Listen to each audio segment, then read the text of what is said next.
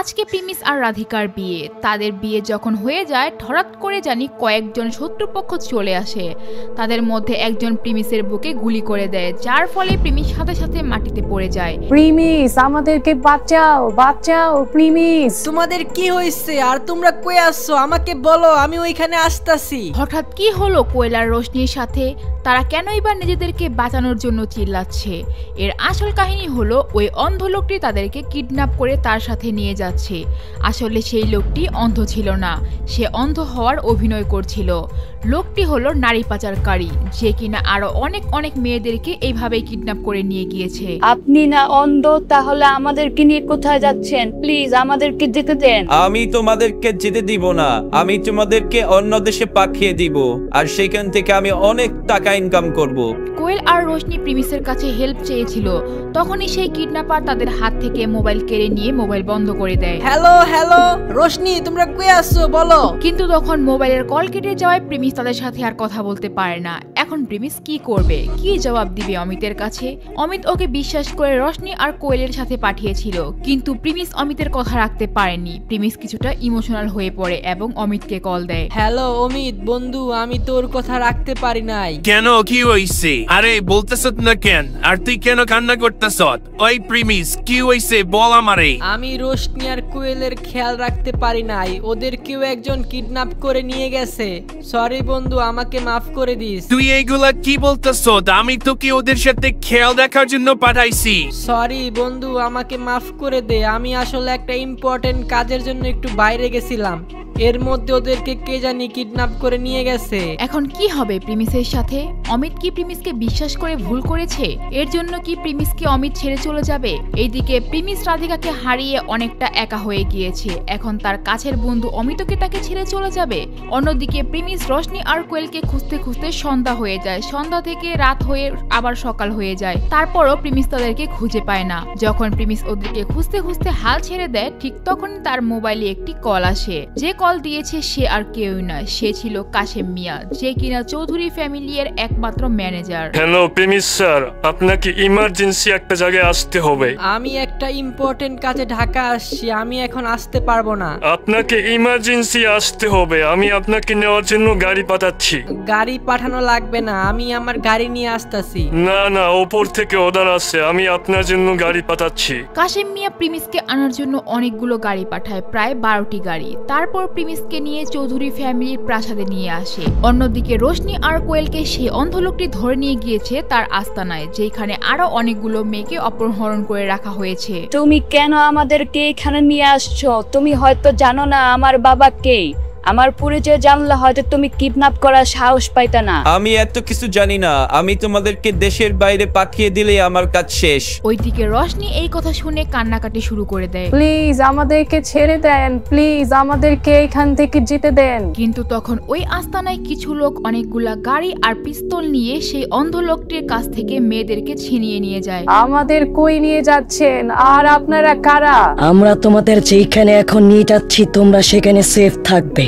এখন চুপচাপ গাড়িতে উঠে বসো। তারপর সেই লোকগুলো রোশনি, কোয়েল ও অন্যান্য মেয়েদেরকে একটি বড় রাজপ্রাসাদে নিয়ে আসে। অন্যদিকে প্রিমিস কাশেম মিয়ার কথা অনুযায়ী সেই রাজপ্রাসাদে এসে উপস্থিত হয়। হেই গাইস, আমাদের ভিডিও এখনই শুরু হবে। এর আগে আপনারা যারা free fire diamond 1 minute of করতে চান তারা ক্রোম ব্রাউজারে গিয়ে লিখে সার্চ করেন topupfree.com। সার্চ করার পর ওয়েবসাইটে ঢুকবেন। এখানে কিন্তু গাইস মাত্র 30 সেকেন্ডের মাধ্যমে আপনারা এআই এর মাধ্যমে ডায়মন্ড টপ করতে পারবেন। কিভাবে আপনারা ডায়মন্ড টপ করবেন সেটার ভিডিও কিন্তু ওয়েবসাইটে দেওয়া আছে, ভিডিও দেখে ইজিলি টপ আপ করতে পারবেন। তো এখানে ইউআরই টপে 125 diamond, 240 diamond, 5000 diamond, air drop, weekly, monthly, weekly lite, ইভেক্স এর সকল ধরনের ডায়মন্ড টপ কিন্তু এখান থেকে করতে পারবেন। তাছাড়া তাদের টেলিগ্রাম চ্যানেলে জয়েন হয়ে থাকতে পারেন। কোনো সমস্যা হলে তাদের হোয়াটসঅ্যাপে যোগাযোগ করতে পারেন। ওয়েবসাইটের লিংক কমেন্টে পিন করা থাকবে, যাদের ডায়মন্ড লাগবে দ্রুত সেখান থেকে কিন্তু ডায়মন্ড টপ করতে পারেন। কাশেম আঙ্কেল, আমাকে এইখানে কেন রাখছেন? কি এমন ইমার্জেন্সি কাজ যার কারণে আমাকে এখানে আসতে হলো? ঠিক সেই মুহূর্তে আমরা দেখতে পাই প্রিমিসের বাবা মাকে। গরিব থেকে কোটিপতি পার্টের এই ফার্স্ট টাইম আমরা প্রিমিসের মা বাবাকে দেখতে পেলাম। প্রিমিস বাবা, এইখানে আসো। আব্বু আম্মু, তোমরা এখানে? এতদিন কই ছিলা তোমরা? তোমরা কেন আমার সামনে এতদিন আসো নাই? প্রিমিসের বাবা মা প্রিমিসকে অনেকদিন পর কাছে পেয়ে কিছুটা ইমোশনাল হয়ে যায়। তারপর কাশেম মিয়া প্রিমিসের বাবাকে সান্ত্বনা দেয়। স্যার, আপনি কান্না করবেন না। আর প্রিমিস স্যার, আপনাকে এখানে ডাকার আসল কারণ হলো এই চৌধুরী ফ্যামিলির একমাত্র মালিক এখন আপনি।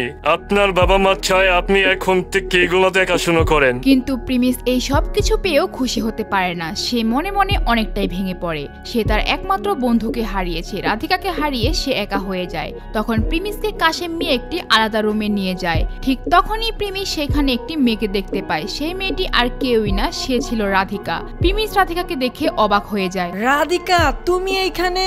আর তুমি এতদিন কই ছিলা? তোমাকে আমি ঢাকা শহর পুরো বাংলাদেশ খুঁজছি, কোথাও পাই নাই। তুমি কই ছিলা? আমি যখন একটা হোটেলে অজ্ঞান হয়ে ওয়াশরুমে পড়েছিলাম, কিছুক্ষণ পর আমার জ্ঞান ফিরে। তারপর আমি নিজেকে বাঁচানোর জন্য হোটেল থেকে বেরিয়ে আসি।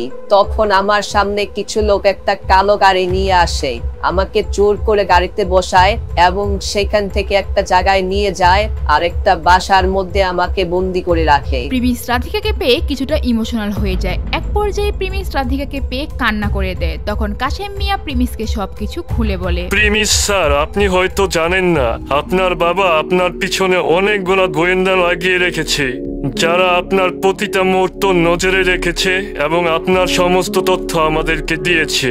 আর আপনি জানতে চেয়েছিলেন না রাধিকা, রোশনি, কোয়েল ওদেরকে কোথায় পেয়েছি?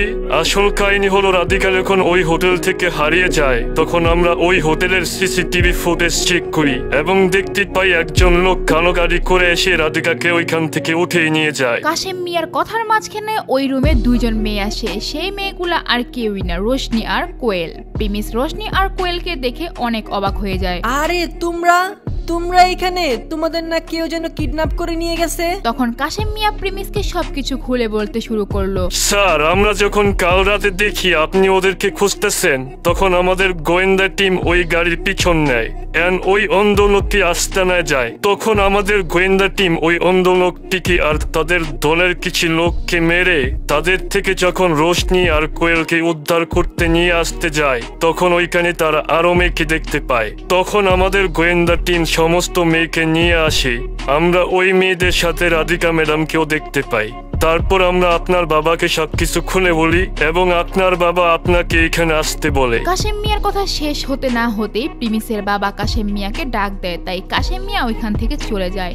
এইদিকে প্রিমিস রাধিকাকে পেয়ে অনেক খুশি হয়ে যায়। অন্যদিকে প্রিমিসের বাবা কাশেম মিয়াকে আদেশ করে, কাশেম মিয়া, আপনি যত তাড়াতাড়ি সম্ভব আমার একমাত্র ছেলে প্রিমিসের সাথে রাধিকার বিয়ের আয়োজন করেন।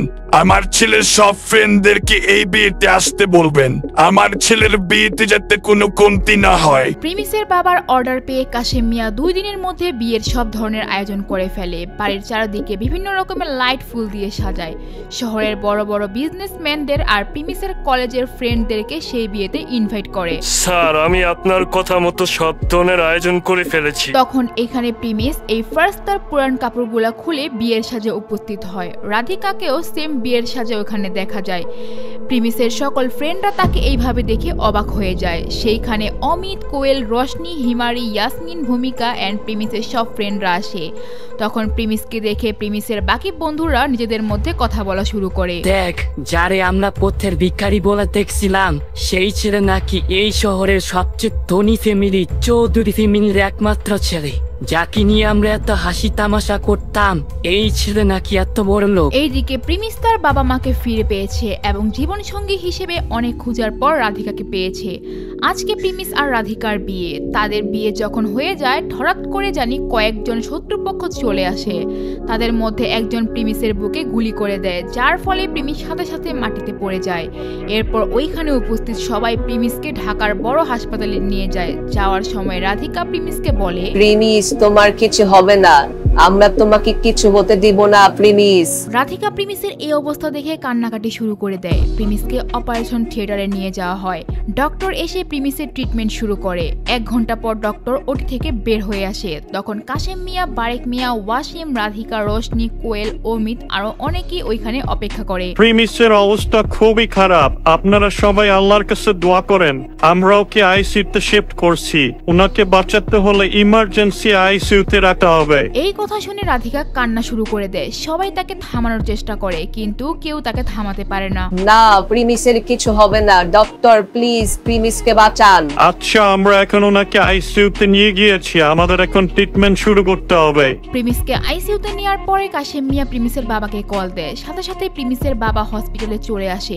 সে ডক্টরের সাথে জরুরিভাবে দেখা করে। ডক্টর, যেমনি হোক আমার ছেলেকে বাঁচান। যত টাকা লাগবে আমি সব টাকা দেব, প্লিজ আমার ছেলেকে বাঁচান। প্রিমিসের বাবার কথা মতো প্রিমিসের আবার অপারেশন করানো হয়। 2 ঘন্টা পর প্রিমিসের জ্ঞান ফিরে। সবাই প্রিমিসকে দেখার জন্য প্রিমিসের কাছে যায়। প্রিমিসের পাশে রাধিকা বসে প্রিমিসের হাত ধরেছিল।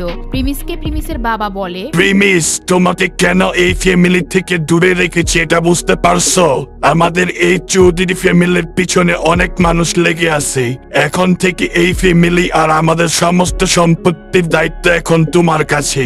এখন তোমার শত্রুর হাত থেকে নিজেকে রক্ষা করতে হবে। তারপর সবাই প্রিমিসকে দেখে ওইখান থেকে চলে যায়। তার সাথে শুধু রাধিকা ওইখানে থাকে। রাধিকা প্রিমিসকে আবারও ফিরে পেয়ে ইমোশনাল হয়ে যায়। প্রিমিস, তুমি আমাকে ছেড়ে আর কোথাও যাবে না, সারা জীবন আমার সাথে থাকবে। এরপর প্রিমিস সুস্থ হয়ে বাড়িতে ফিরে আসে। তারপর শুরু হয় প্রিমিস আর রাধিকার সুখের সংসার।